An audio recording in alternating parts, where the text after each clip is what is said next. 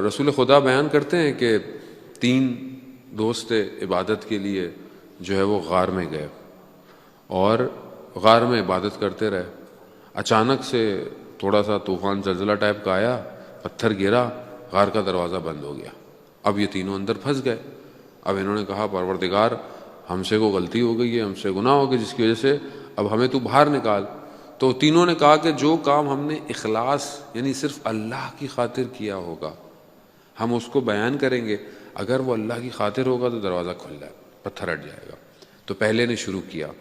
پہلے نے کہا کہ میں ایک خاتون، ایک لیڈیز مجھے اچھی لگی تو میں نے اپنی ساری جان دولت خرچ کر دی کہ میں اسے حاصل کروں، لیکن جب میں نے اسے حاصل کیا تو مجھے خدا کا خوف آیا.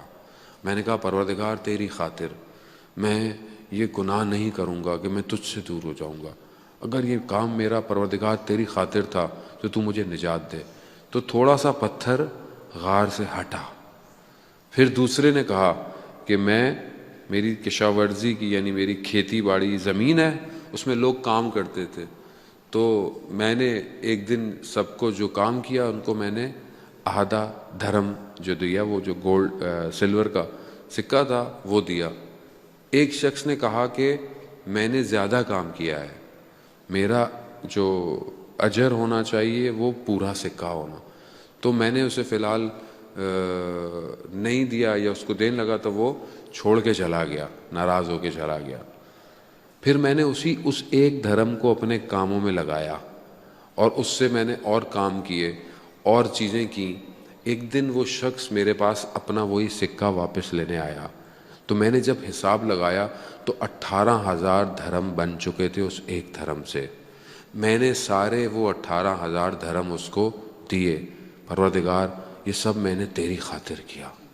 تو کہا پتھر تھوڑا سا اور ہٹا، تھوڑی سی روشنی آئی مگر ہم باہر نہیں نکل سکتے تھے.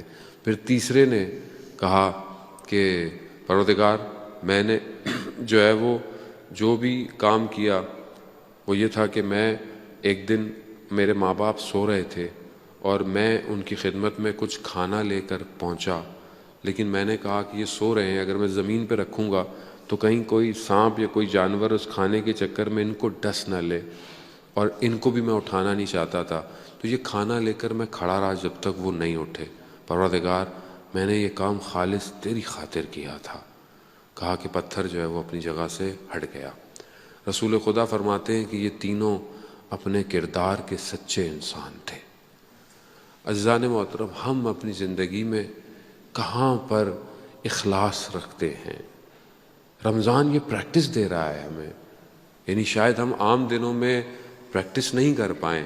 ہم کوئی بھی کام کریں، افطار کریں، کسی کو کھانا کھلائیں، کوئی بھی اپنے طرف سے کوئی بھی کام کریں، کیا یہ کام ہمارا اللہ کی خاطر ہے یا نہیں ہے؟ یا مثال کے طور پر آپ بولے ہم نے درس رکھا ہے، ہم نے درس رکھا، اب کیا ہم نے لوگوں کی خاطر رکھا ہے یا اللہ کی خاطر؟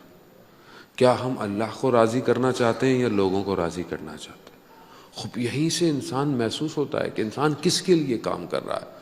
خوب یقیناً آپ یہی چاہتے ہیں کہ اس سے درس سے یا جو بھی یہاں پروگرام ہو رہے ہیں، قرآن ہے، دعا ہے، اس سے ہم اللہ کے قریب ہوں.